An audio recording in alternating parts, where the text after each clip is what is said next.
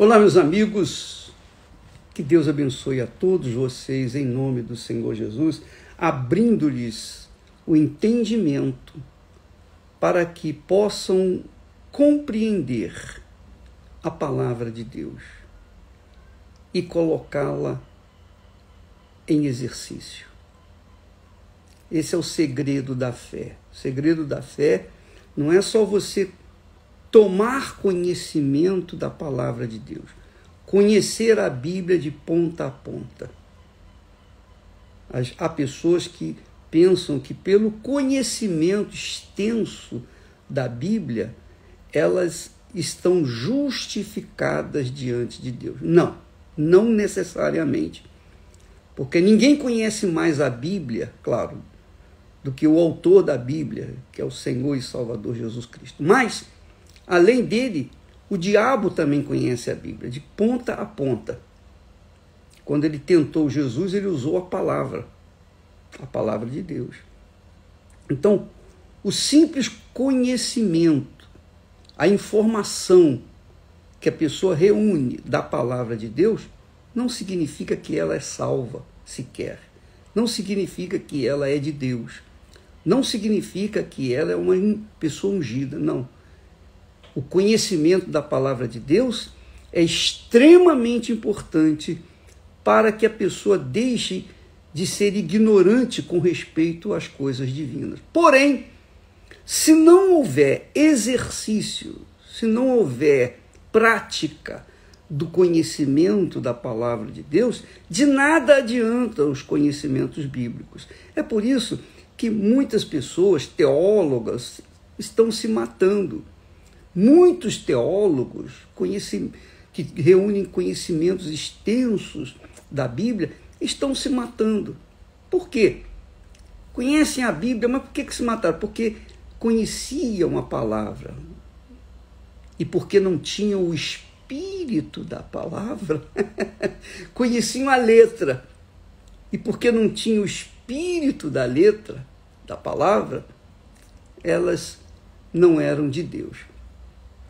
E o que nós vemos aqui em Davi, o rei Davi, que é um exemplo clássico da humanidade em geral, porque toda a humanidade é pecadora, toda a humanidade peca, todos os seres humanos cometem os seus erros, seus pecados, suas falhas, todos nós, não há exceção. Não existe ninguém perfeitamente santo, puro, que não tenha cometido qualquer deslize.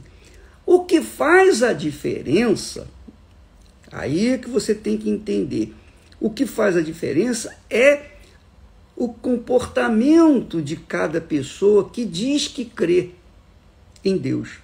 Por exemplo, Davi, como o rei ungido, ele caiu feio mesmo, mas ele pôde se erguer, se levantar, quer dizer, porque ele ouviu a voz do Espírito Santo.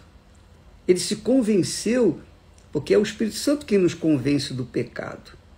O Espírito Santo nos convence do pecado. Foi isso que Jesus falou, quando o Espírito Santo vier, ele os convencerá do pecado, do juízo e da justiça.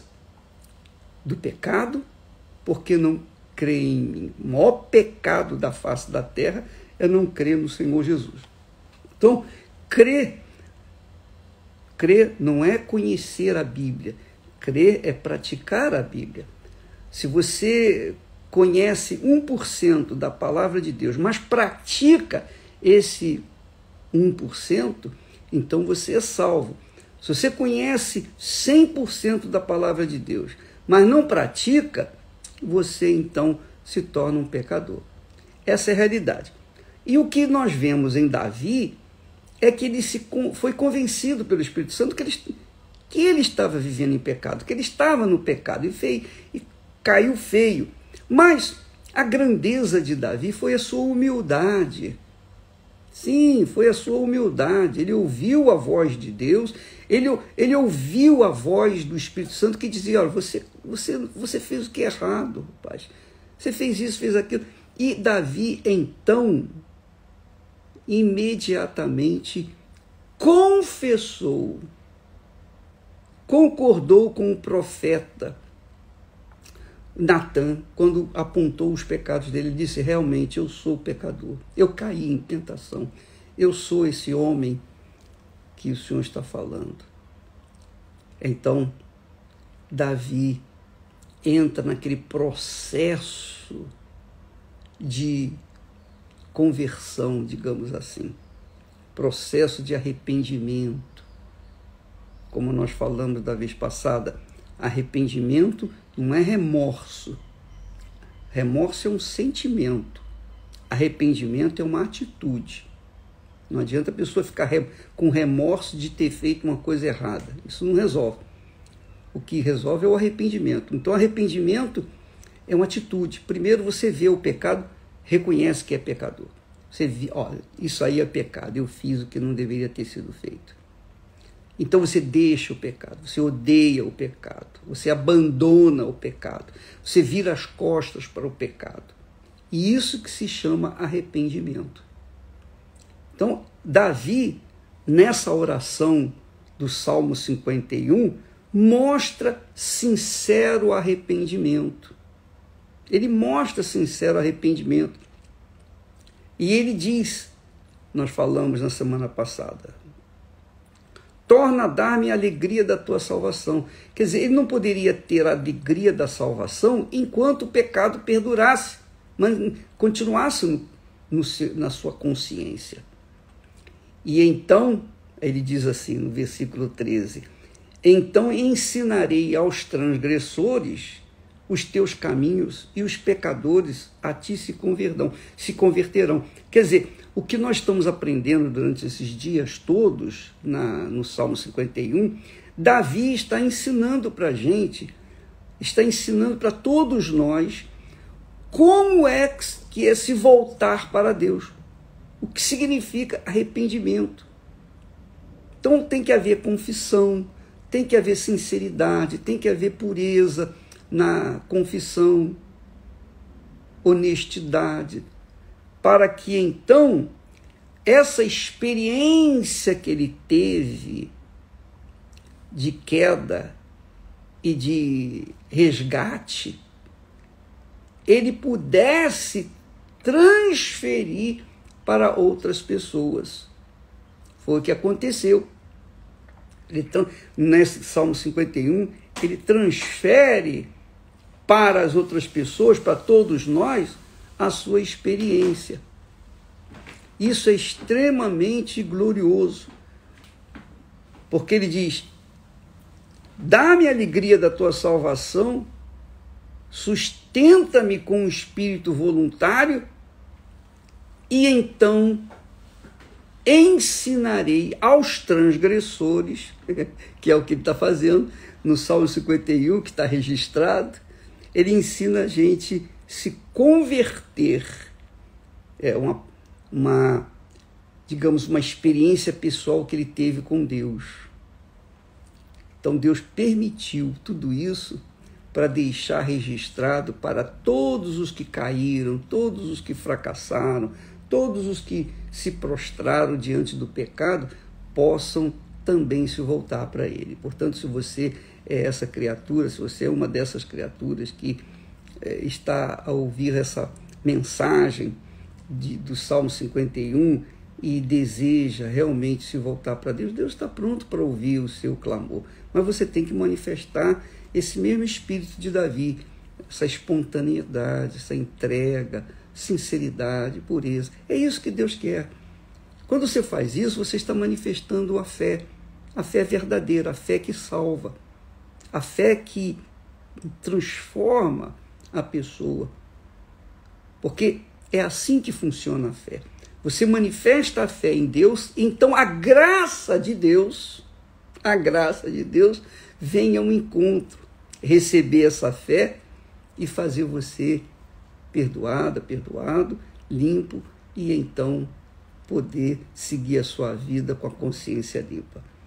Então ensinarei aos transgressores. então ensinarei aos transgressores os teus caminhos. Quer dizer, eu posso falar, Davi estava dizendo assim, eu posso falar para vocês o que é cair. Olha, eu caí feio, muito feio, mas olha, eu, graças a Deus, eu fui restaurado.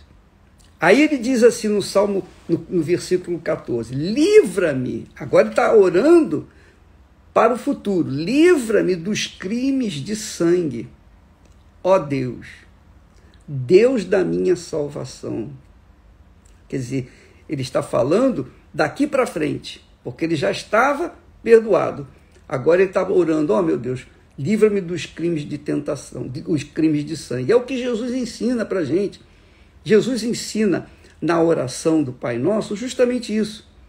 Ele diz assim, ensinando a oração do Pai Nosso, ele diz assim, perdoa os nossos pecadores como nós os perdoamos. Perdoa os nossos devedores como nós os perdoamos. Quer dizer, está se blindando de pecados passados e também presentes e também futuros. Quer dizer, se guardando, se protegendo. Eu disse para os pastores, os bispos, quando reunimos-nos lá na Jordânia, no Val de Jaboque, eu disse para eles, se vocês aprenderem a orar o Pai Nosso, vocês vão ter o pão nosso com garantia. O pão nosso de cada dia com garantia. Orem o Pai Nosso e o pão nosso virá para você. Todas as suas necessidades. Então, essa é uma prática que eu faço há anos. Eu oro o Pai Nosso não como uma reza, como uma repetição, mas eu oro o Pai Nosso elevando o meu espírito, meu pensamento, meu ser, meu coração, naquelas palavras que Jesus ensina na oração do Pai Nosso. Então aqui Davi também faz isso. Livra-me dos crimes de sangue. Quer dizer, ele estava restaurado, resgatado, agora ele vai continuar reinando. E ele não quer cometer crimes de sangue. Não quer cometer crimes de sangue. E aí ele diz assim, livra-me dos crimes de sangue, ó Deus, Deus da minha salvação. Quer dizer, já estava salvo. E a minha língua louvará altamente a tua justiça. Que maravilha, né? A minha língua louvará altamente, quer dizer, em som alto, a tua justiça. E você sabe que no período da lei, do Velho Testamento, os crimes de sangue envolviam a punição com morte física. Não matarás. Se matares, serás morto também. Era o crime de sangue. Olho por olho, dente por dente. Na lei de Moisés. Mas quando Jesus veio, trazendo a graça, a coisa se tornou mais difícil. Muito mais difícil. Porque só pelo fato de você odiar o seu irmão, você já está matando o seu irmão. Você vê que nesse período que nós vivemos, que é o período da graça, não há tolerância alguma com respeito ao pecado. Nenhuma, zero. Na lei, você matou, você vai morrer, pronto, você vai pagar o seu pecado. Você mata um animal, o animal vai expurgar o seu pecado. Sacrifica um animal, por isso nós temos o bode expiatório. O bode expiatório é o que espiava o pecado das pessoas. E as pessoas ficavam livres, porque o bode era sacrificado. Jesus tornou-se o bode expiatório de toda a humanidade. Ele expiou o pecado de toda a humanidade. Então, em Jesus, através de Jesus, e somente através de Jesus, você tem os seus pecados perdoados. Mas se você não tiver Jesus como Senhor e Salvador, então seus pecados se mantêm vivos. Então, No período agora da graça de Deus, que muitos crentes usam, a minha graça te basta, a minha graça te basta. Mas a minha graça te basta dentro dessa linha de pensamento. Se você odiar o seu irmão, você está assassinando o seu irmão. É muito pior do que você ter um bode para poder lá oferecer e ficar livre do seu pecado. A Bíblia fala sobre isso. O apóstolo João diz: qualquer que odeia a seu irmão é homicida, quer dizer, assassino. E vós sabeis que nenhum homicida tem a vida eterna permanecendo nele. Está vendo? Quer dizer, não pense que vivendo na graça Deus vai tolerar os seus pecadinhos ou pecadões. Não, ele não tolera o pecado. Então, se a pessoa odiar só pelo fato de odiar alguém, um irmão, você já é assassino.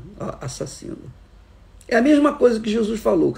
Se olhares para uma mulher com má intenção, você já caiu com ela, já se prostituiu com ela, já adulterou com ela, só em olhar.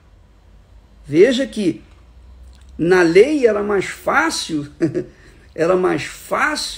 se ver livre dos pecados do que na graça.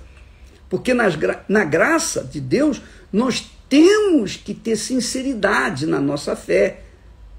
A gente tem que ter sincero. A gente pode falar assim: ó Deus, eu perdoo, mas se você não perdoa do coração, se você não perdoa de verdade, se você não perdoa, então você continua no pecado. Isso é na graça. Mas na lei, no período da lei, a lei de Moisés, se você cometeu o pecado e ofereceu um animal, um sacrifício, pelo seu pecado, você está perdoado. E é simples, porque é mais fácil oferecer um animal em sacrifício pelos seus pecados do que você ter sinceridade, pureza, verdade, honestidade, integridade na sua fé. Porque a fé não é simples assim como muitas pessoas acham. A pessoa tem que ser sincera. E a coisa mais difícil que existe dentro das igrejas, especialmente as igrejas evangélicas, é a sinceridade. Você vê que Jesus encontrou nos sacerdotes, nos judeus, nos escribas, naqueles que viviam, trabalhavam para Deus no templo, ele encontrou o quê? Hipocrisia. E para estes, Jesus disse: ai de vós, raça de víboras. Jesus disse: ai de vós, raça de víboras. Raça de víboras. Jesus chamou-os de raça de víboras. E os condenou, está lá escrito, ao inferno. Já estão condenados. Já estavam condenados. Então não é pelo fato deles serem sacerdotes, terem um ofício dentro do templo, que eles eram livres do pecado do inferno. Não, eles carregavam um pecado ainda maior, porque eles faziam as suas ofertas falsas, achando que estavam ludibriando a Deus, enganando a Deus. Então, dentro das igrejas evangélicas existe muita hipocrisia, muita gente que se diz de Deus, convertida, cristã, mas que odeia o seu irmão, tem mágoa, guarda mágoa, etc. E o fato de odiar um irmão já é suficiente para ser condenado à morte eterna, porque está aqui escrito: qualquer um que odeia seu irmão é homicida. E vós bem sabeis, que nenhum homicida tem a vida eterna permanecendo nele. 1 João 3,15. Então, minha amiga e meu amigo, Davi ensina a gente como se voltar para Deus, no Salmo 51. Como colocar o coração no altar, como se entregar de verdade, porque Deus é Espírito e conhece os pensamentos nossos, as nossas intenções. Ele conhece as nossas pretensões. Ele conhece as profundezas de cada um de nós. Não adianta eu falar para vocês uma coisa, mas dentro de mim ter outra coisa diferente que desagrada a Deus. Eu não posso esconder meus sentimentos, minhas profundezas, meus pensamentos de Deus. Eu posso escondê-los de todo mundo, menos de Deus. Muito legal isso, né? Então, quando uma pessoa é sincera, é franca, é transparente, quando a pessoa não usa dos seus artifícios, da sua sabedoria para tentar se justificar e coloca em pratos limpos diante de Deus, oh meu Deus, eu sou assim, eu sou errado, eu sou falho e tal, tal, tal, ela recebe o perdão porque ela manifesta a fé. Ela manifesta uma fé prática, uma fé que salva, porque ela está colocando toda a sua vida nas suas palavras. Davi colocou toda a sua alma, todo o seu coração neste Salmo 51, o Salmo de salvação, o Salmo que ensina a gente a voltar à comunhão com o Deus Altíssimo. Muito importante isso.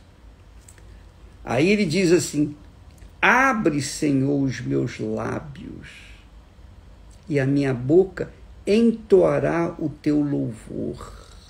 Abre os meus lábios, conduz os meus lábios. Os meus pensamentos, obviamente, está indiretamente ligado aqui. Abre, Senhor, os meus lábios, e a minha boca entoará o teu louvor. Pois não desejas sacrifícios, senão eu os daria. Davi era rico, era rei. Ele tinha todos os animais à sua disposição. Então ele podia oferecer todos os animais que quisesse para Deus e ficaria livre do seu pecado. Mas não. Nenhum animal poderia ou teria a sua morte, o seu sacrifício eficiente, eficaz para pagar o pecado de Davi, porque o pecado dele estava dentro da sua alma, dentro do seu coração. Então ele tinha que expor o seu pecado diante de Deus, falar, realmente eu fiz isso, eu fiz aquilo. E Deus viu a sinceridade de Davi. O que acontece no nosso meio, por exemplo, muitos pastores saem, muitos obreiros, muitos membros, muitos bispos, esposas, etc., saem porque estiveram conosco, mas não estavam conosco. Eles estavam apenas presentes fisicamente, mas espiritualmente eles estavam vivendo no mundo. E quando se manifestaram no pecado, eles não reconheceram. Eles se mantiveram, defenderam o seu pecado, defenderam com unhas e dentes, tentando se justificar. E como a gente sabe que quando a pessoa está no pecado, ela tem a consciência manchada e ela não tem mais espírito para passar para o povo. O povo precisa de espírito, a pessoa tem que passar espírito, muito mais do que palavras, muito mais do que ensinamentos. Se eu passo apenas palavras, letras para as pessoas, é porque eu não estou fazendo o meu trabalho de verdade. Eu tenho que passar espírito. O espírito que Deus me tem dado é o que nós temos passado, procurado passar para as pessoas. Então, Deus não queria o sacrifício de animais, Deus queria o sacrifício do coração dele. Então, esse jejum do coração faz a gente se autoavaliar e verificar se realmente estamos de acordo, se o nosso coração está submisso, é humilde, segundo a palavra de Deus, submisso a Deus. E é isso que tem que acontecer. Se há pessoas que perguntam, bispo, mas eu queria saber como é que entrega o coração. O que é que você mais gosta na sua vida? Onde é que o seu coração mais está fixado? No namorado, na namorada, no noivo, na noiva, no casamento, nos seus projetos pessoais, nos seus sonhos pessoais? Então isso você tem que colocar no altar. Esse é o seu coração. Porque onde estiver o seu tesouro, aí estará o seu coração. Foi o que Jesus falou e ensina. Então, se você tem o seu coração no seu noivo, na sua noiva, na sua da reputação, você tem o seu coração na sua vaidade, o seu coração nas coisas desse mundo, então você tem que colocar no altar, porque você ainda não conhece Jesus. Não conhece Jesus. Você pode até ter ouvido falar dele, reunir vasto conhecimento a respeito da história dele, mas não o conhece pessoalmente. E isso só é possível quando a pessoa recebe o Espírito Santo. Só quando ela tem o Espírito Santo é que ela apresenta a Deus um coração sincero, puro, verdadeiro. Porque então o coração dela é humilde, submisso ao próprio Deus, como foi o caso de Davi. Então ele diz: pois não desejas sacrifícios, senão eu te os daria. Tu não te deleitas em holocaustos. Nós vamos falar isso amanhã, porque o nosso tempo aqui já está se esgotando, tá bom?